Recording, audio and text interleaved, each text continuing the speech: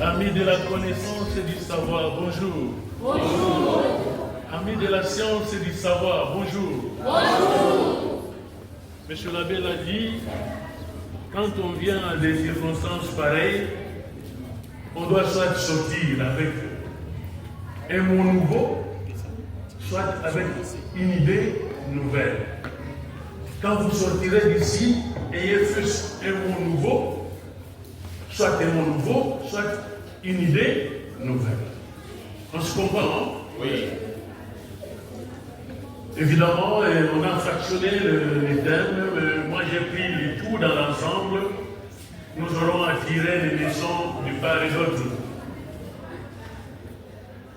Hier, comme aujourd'hui, il a été prouvé, il a été démontré que la communication dans la vie sociale est d'une importance capitale. Très capitale alors. Pour initier une action avec un prochain, il faut communiquer. Pour tout faire avec son prochain, il faut échanger. Échanger signifie communiquer. Même les bêtes, les insectes, ont leur manière de communiquer. Jadis, les gens communiquaient oralement, par des messages, par des correspondances écrites. De nos jours, il y a développement de la technologie. Nous avons l'Internet, nous avons les téléphones. Bref, la communication a changé de taille. Toute personne qui vit sur terre est liée à une religion qui gère sa vie spirituelle. Cela veut dire que nous sommes devant deux faits dichotomiques. Communication et religion. Qui dit communication voit aujourd'hui les réseaux sociaux. Réseaux sociaux et religion. Qui influence qui? Les influences ne peuvent pas seulement être négatives, elles peuvent aussi être positives. Nous sommes là pour nous attaquer aux influences négatives. Les influences positives, nous sommes appelés à bien les encadrer afin qu'ils nous orientent vers un avenir radieux.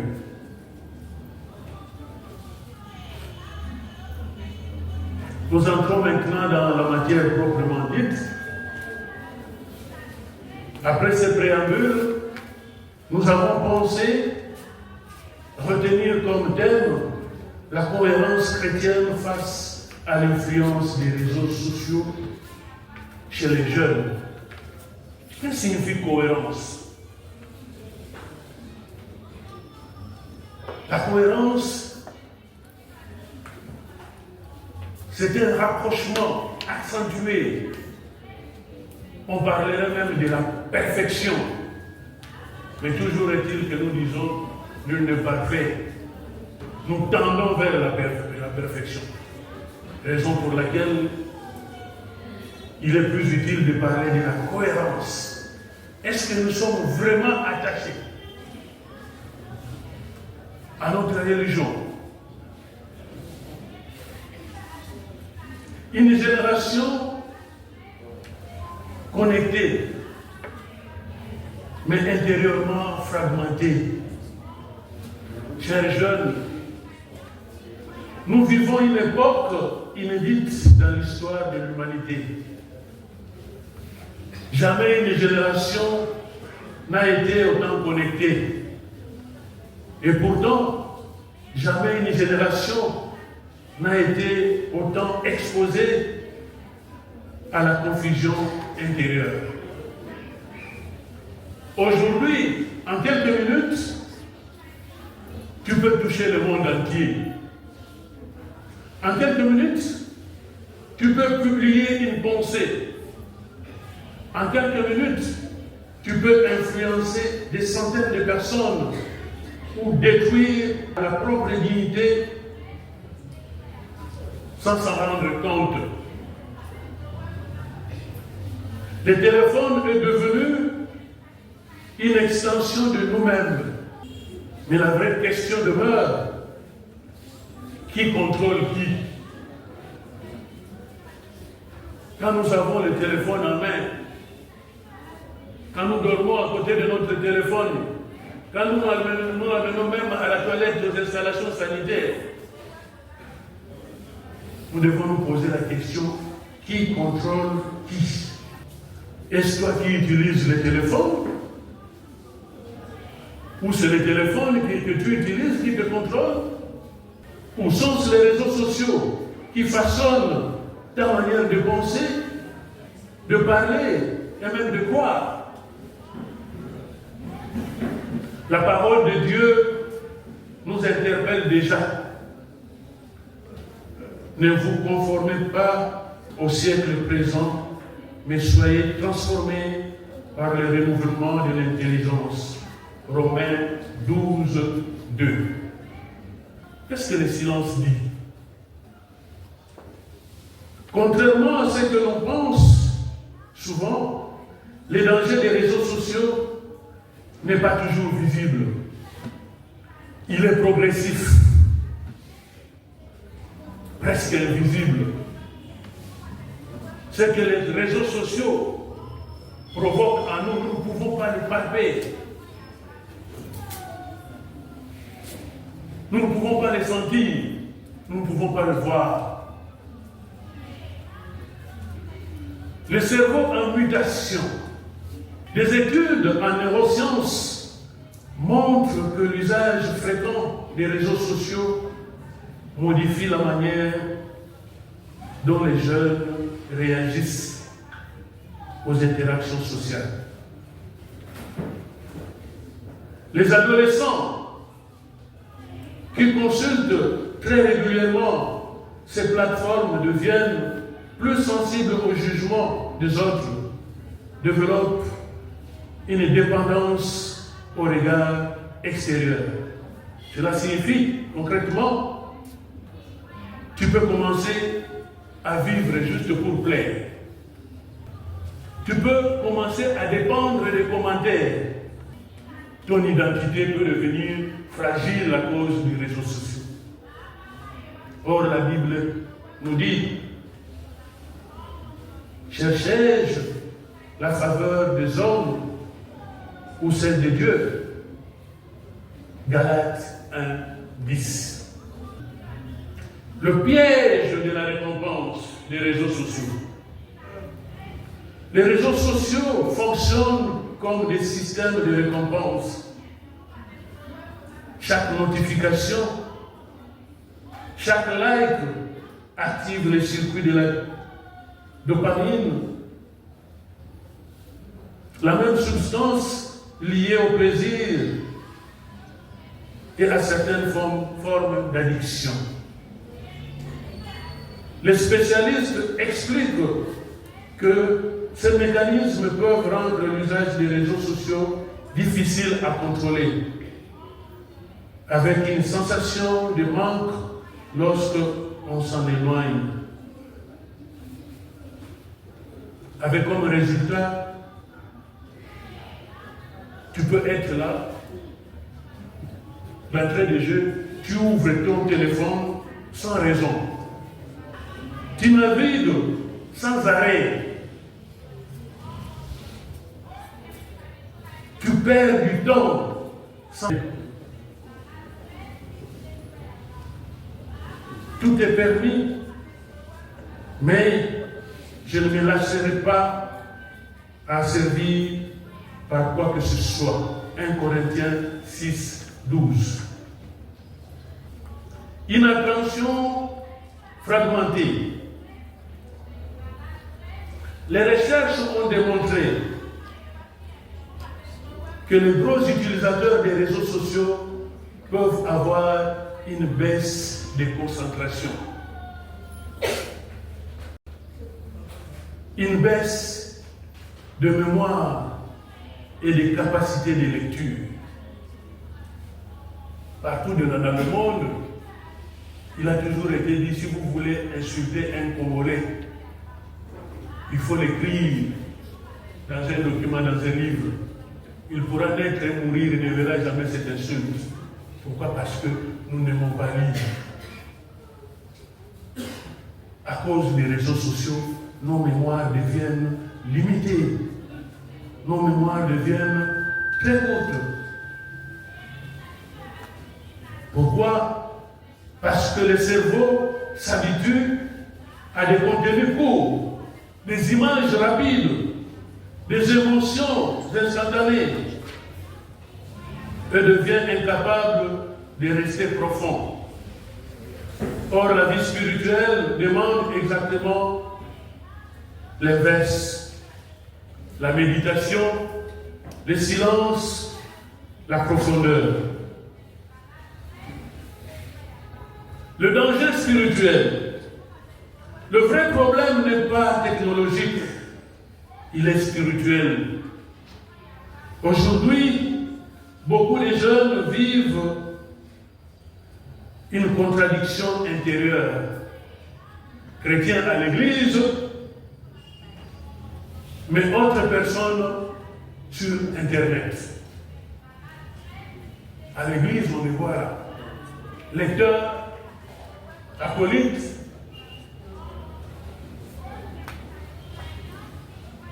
mais quand il est devant l'Internet, il devient autre chose. Il change.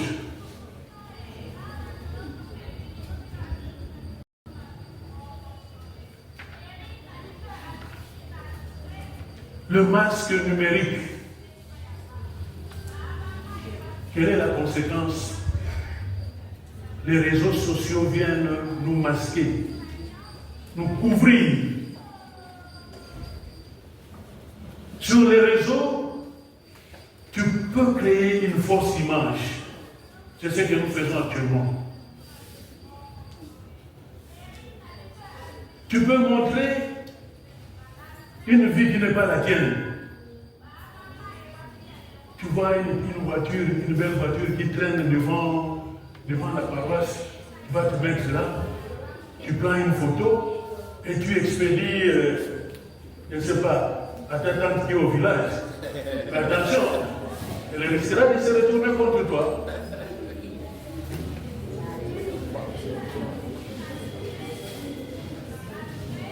Tu montres une vie qui n'est pas tienne et tu caches tes faiblesses. Tu veux apparaître riche, tu veux apparaître intelligente, tu veux apparaître belle. Il y en a qui ont contracté des mariages par Internet, par réseaux sociaux, et beaucoup en ont eu pour leur compte. Il y en a qui montrent juste la partie supérieure. Et quand on voit, les gens vont dire, ah, il doit être géant, il est gros. Hein?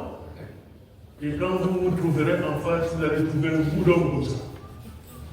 Et sur les champs, le oui va se transformer en non.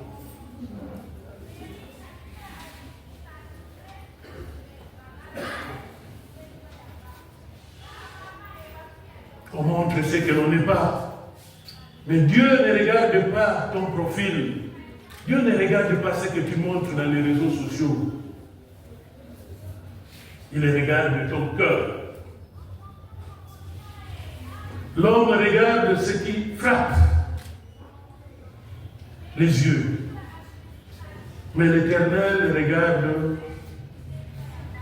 le cœur. 1 Samuel 16, 7. La banalisation du péché. À cause des réseaux sociaux, on banalise le péché. L'on s'autorise de tout faire.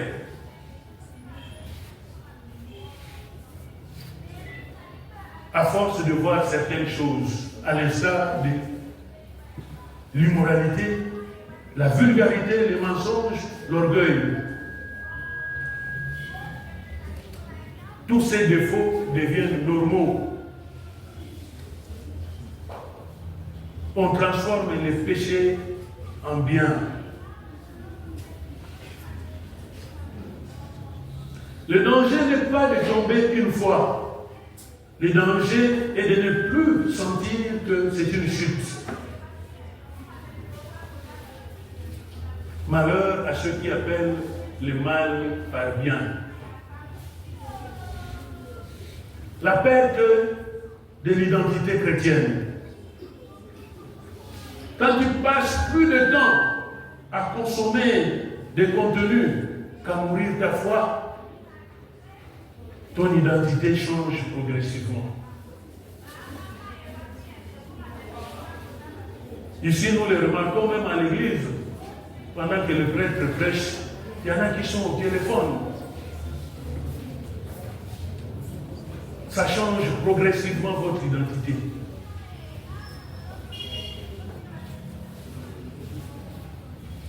Tu ne penses plus comme un chrétien. Tu réagis comme le monde. Les mauvaises compagnies corrompent les bonnes mœurs. 1 Corinthiens 15, 33. Aujourd'hui, les compagnies ne sont plus seulement physiques, elles sont aussi digitales. Quand vous allez à la maison, papa dans son coin, maman dans son coin, les enfants d'ailleurs aiment les garçons. Bon, les garçons peuvent rester dehors, mais les filles aiment bien aller s'enfermer dans la chambre avec leur téléphone. Nous avons maintenant des compagnies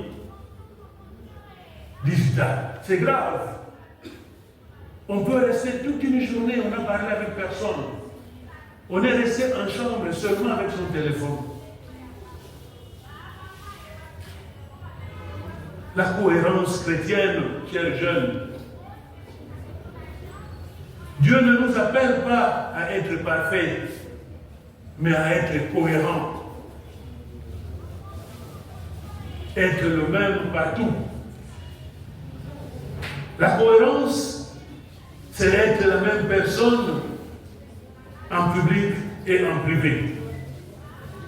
Il ne faut pas changer. En public comme en privé, il faut être la même personne. Être fidèle, même quand personne ne regarde.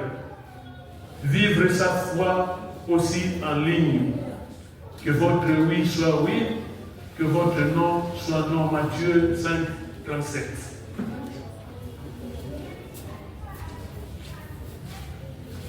Une foi incarnée, pas affichée. Aujourd'hui, certains affichent Dieu sans vivre Dieu. Non, mais vous ne le vivez pas. Mais la foi ne se prouve pas par des publications et ne se révèle pas par une vie transformée.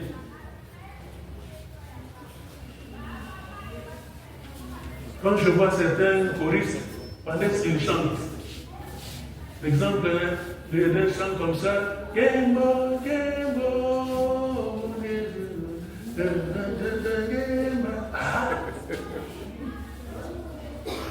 c'est grave. Vous montrez aux gens que vous êtes en train de chanter, que vous êtes en train de glorifier Dieu. Pourtant, c'est de la simple visibilité. Ce n'est pas de la louange.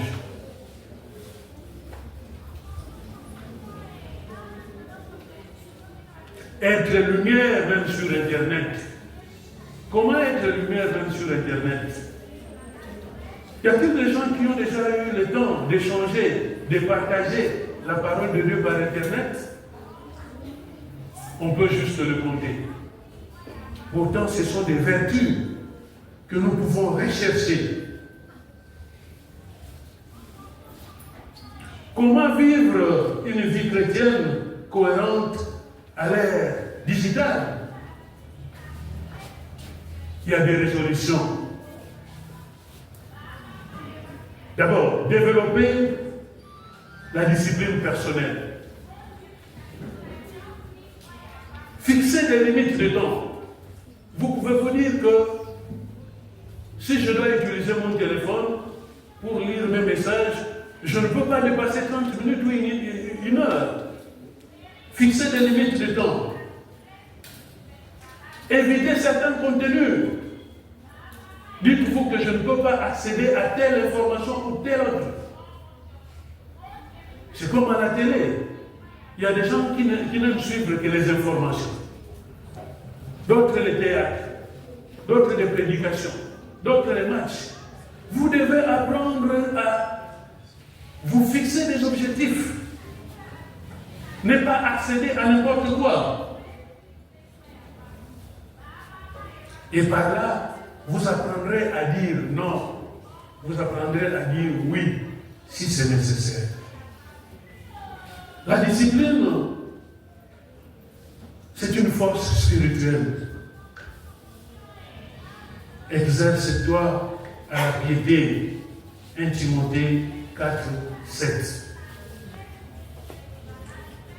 Purifier son regard. Ce que tu regardes façonne ce que tu deviens. À force de trop regarder, tu te déformes. Je ne mettrai rien de mauvais devant mes yeux. Psaume 101, 3. Remplacer, pas seulement supprimer. Quand on vous envoie un mauvais message, de mauvaises photos, généralement vous supprimez. Donc, en lieu et place de supprimer, il faut remplacer, dire par exemple, ne m'envoyez plus jamais de tels messages. Mais vous, quand on vous envoie des messages, quelle que soit leur nature, soit vous supprimez pour qu'ils ne soient pas vus de tous. Dit-on qui ne dit mot consent. Remplacez ce que l'on vous dit là, ce qu'on vous envoie par la parole de Dieu, par des contenus et des édifiants, par des relations réelles. En tant que chrétien, chers jeunes, vous devez apprendre à être des influenceurs des valeurs. J'espère que tout le monde connaît le verbe influencer, non? Vous devez apprendre à être des influenceurs des valeurs.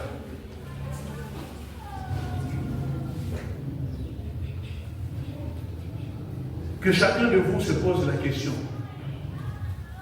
Est-ce qu'il influence déjà? Vous influencez des fois des gens? Est-ce que vous influencez des gens au bien ou au mal? Vous encouragez les gens au bien ou au mal?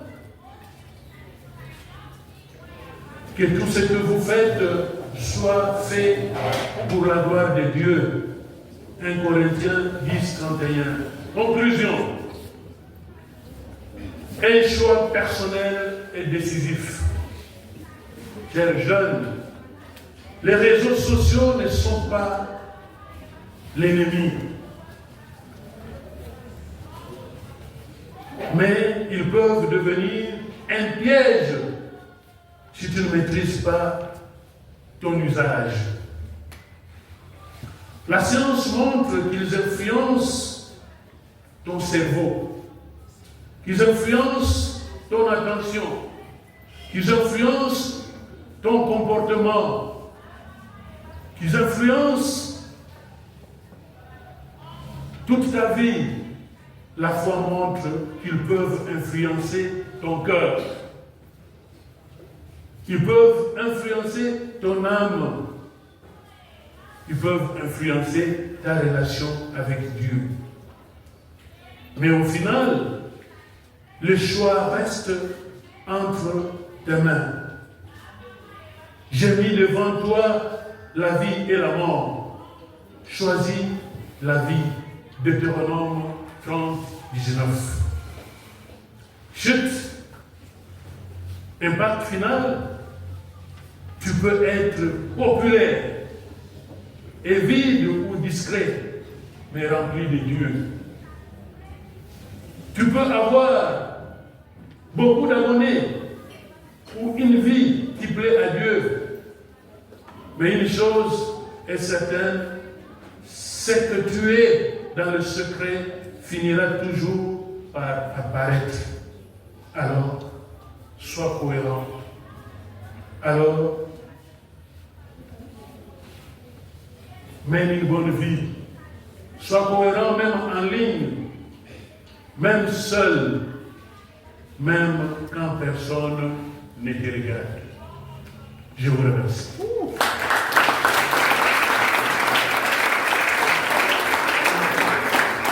En tout cas, vous voyez